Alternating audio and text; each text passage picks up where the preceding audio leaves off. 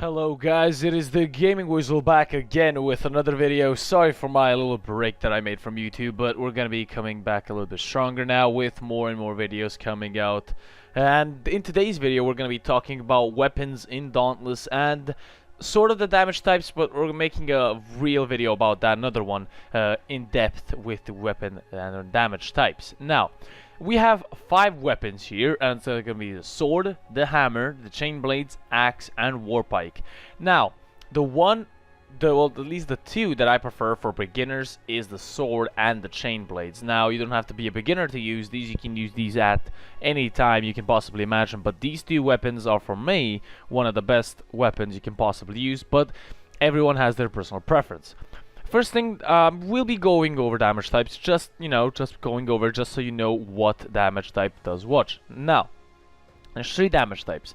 There's slashing, blunt, and piercing damage. Now, the sword, chain blades, and axe do slashing damage. This is really good against behemoth parts, and you're gonna need behemoth parts to craft newer and better weapons. Now, the damage that you're looking for is the yellow numbers. So that is going to be the slashing damage or the part damage that you're going to be doing to the behemoth. So keep an eye on that yellow damage, and the more you do of it, the stronger your weapon is. Of course, it makes perfect sense. Blunt damage is done by only one weapon, which is going to be a hammer, and it staggers the behemoth. It will actually knock them down if you do it long enough. And it is really good against, I guess, armored enemies. Or I guess there is one enemy that has rocks all over him, and the hammer is really good for knocking those rocks off. And we have piercing damage, which is done by the warpike.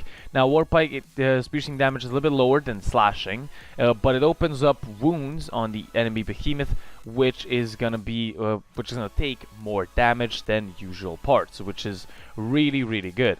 Now, starting off with the sword. The sword is a beginner weapon. You're gonna start playing with it. It is a really decent weapon, and I personally love using it the most. It is my favorite weapon and my go-to weapon. The combos are not that hard to remember.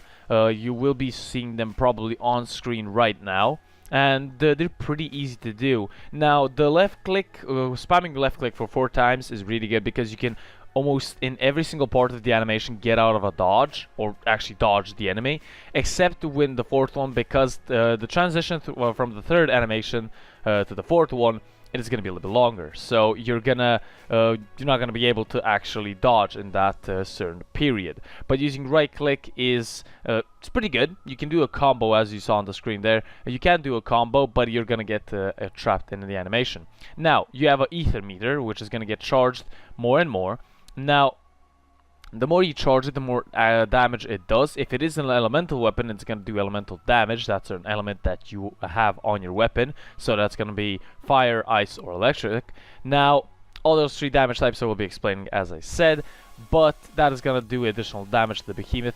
And pressing Q is going to do a massive projectile slash attack, which is going to do a decent amount of damage, increasing your speed, attack speed, and increasing your damage for just that small duration of time. Now, of course, you can activate it in any point of the actual meter, not even being full. So not having the outline of the sword, you can activate it, but the effects are going to be much shorter and much weaker than activating it at its full potential.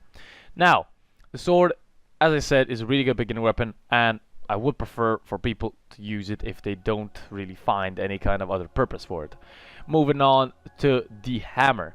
Now, the hammer does blunt damage, as I said earlier, and it is a pretty good weapon. I do love using the hammer on occasion because some enemies might be a little bit harder, but I'm kinda in sort of the faster weapon types. The hammer is a little bit slower, not the slowest. It is quite slow, but not the slowest. We have a special weapon for that.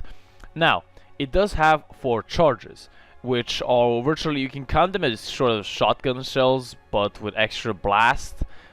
Now, these shotgun shells you can use as a projectile as well for actually stopping a charging behemoth that the behemoth is charging at you. You can just press right click and it's gonna actually down that behemoth with that shotgun shell. But be careful, that is really close range, so he's gonna have to get up close and personal for you actually to stagger him. So be careful with that. You can also jump with this as well. Pressing it 2 times is gonna make you do a double jump. Pressing it once is gonna make you do like a jump or leap attack, I guess. You can't see the combos on screen right now, so I don't have to talk about that much. But that is pretty good. And also activating while you're in swing is gonna use one of those and actually just make the swing much harder. If you use this, you're gonna stagger an enemy much easier. So really cool special, and it does of course blunt damage, which isn't the best damage, but it is pretty good for staggering those annoying behemoths that move around a lot. Believe me, it is really good to have a hammer in your squad. And in your loadout even. If you want to use a hammer, I'm not a sword main, but I would prefer using a sword, but hammers are really good as well. Now moving on to chain blades. Now chain blades are sort of long distance type of weapons, sort of, as I said. Pressing right click is gonna do like a really long range, well, not really a long range attack, it's just gonna do a long range attack a couple of meters in front of you, and it's really good. It does slashing damage, as I said earlier, and the damage output is not that great, but you do have really fast attacks. Now this weapon was my personal favorite weapon before I actually got the sword. Actually, I got kinda into the sword, but dodging with this is really easy. The maneuverability, sorry, there you go, is really great with this weapon. You can dodge literally in any sort of animation. You can just press space, you're gonna teleport, or I guess swoosh out of the enemy's attacks, so that is amazing. And pressing Q is gonna actually bring you closer to the enemy, which is sort of special. Bring you closer to your enemy without using any sort of stamina, or if you're close to him, you're gonna jump off of him doing some damage. So that is really good. This weapon is completely focused towards maneuverability. As I said, you can see that you already saw, or you will see, the combo on the screen. Moving on to the most damaging weapon in game, if you know how to use it, the axe. The axe does slashing damage, and this weapon is sort of special. It is, I think, the shortest, well, I don't think, it is the slowest weapon in game. It does really swing slow as hell. I tried to use this against one of the higher level enemies called the Helion, and this didn't fucking work. But it is a really good weapon. Now, you do have a meter, as you do with almost every single weapon except the chain blades and the hammer. I will get to the warpike in a second. You do have an ether meter. Now, if you use left click, if you hold down left click, you're gonna do a vertical attack. Now, using a vertical attack is gonna, you're gonna charge an attack, you're gonna do a vertical attack without, you cannot move in this attack. You cannot even move left or right, so the only thing is you can attack where you tried to attack. So be careful with this.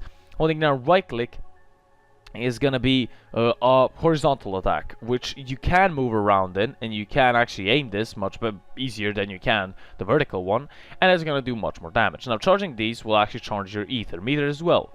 Now, what does your ether meter do? When it is fully charged up, you can do a massive, when I say a massive, you can do a fucking massive attack with this. You can do a shitload of damage even not having the best axe. I would say a tier 2 axe, and I did around 1,500 damage with it. It was really strong. Now the Q for this is really strong. You can use this for finisher combos, the finish combos as well, so it's really good as well. But be sure to hit these shots. Use this when the enemy is downed, when it's staggered and you know you have a chance to hit it, because this damage is going to be needed at higher levels.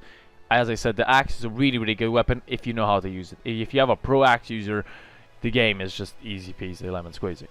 Moving on to the last weapon is going to be the warpike. Now the warpike is a really good weapon. You do unlock it. I forgot to say that you need to unlock the axe at level 3 weapons expert rank, I guess, tier. Now the warpike does piercing damage, as I said, and you unlock it at level 7 if I'm correct, at blacksmith level. And is it worth it? Yeah, sort of. For staggering enemies, it is goddamn great. The right click, or I guess the combo, or I guess the ether meter, or I guess the special attack, whatever you want to call it, is really good. Because you have an ether meter as same as the axe, but at certain points you have lines drawn on that ether meter. Now, when it reaches a certain line, you can actually store that as a projectile. Now, the stronger or the more you wait, the higher you build up your combo counter, the fuller the ether meter goes. Now, there's kind of two sides to this, and one of them is if you don't, store up those projectiles, you're gonna do virtually double the damage at the full ether meter charge than you did on the beginning. So that's one of the abilities of the ether meter with the Warpike. Now, if you're gonna be charging up those and using those up for shells, or I guess projectiles, you're gonna have a projectile, sort of like a rocket, that you can fire off at enemies. The higher you get your combo counter, the higher damage the projectile is gonna do. Now, what does this projectile do?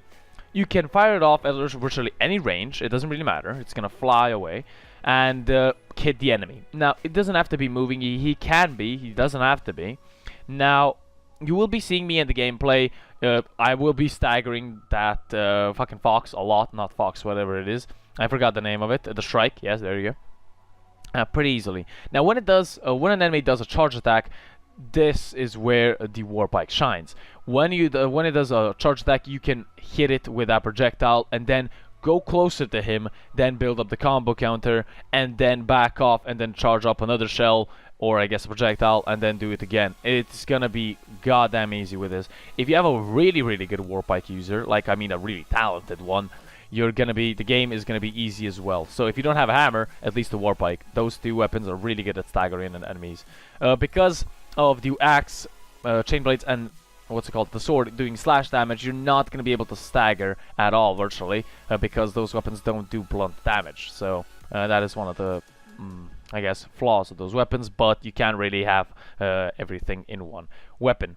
That's been mostly it for the weapons. Hope you guys enjoyed. If you guys did, leave a like, a comment, and subscribe for more Dauntless and Warframe content. Warframe will be coming up in the coming days. I do have a couple of videos to make on that as well. And hope you guys enjoyed. If you guys did, as I said, leave a like, comment, subscribe. That is always appreciated. Hope you guys enjoyed, and I'll see you guys in the next one. The Gaming Weasel over and out.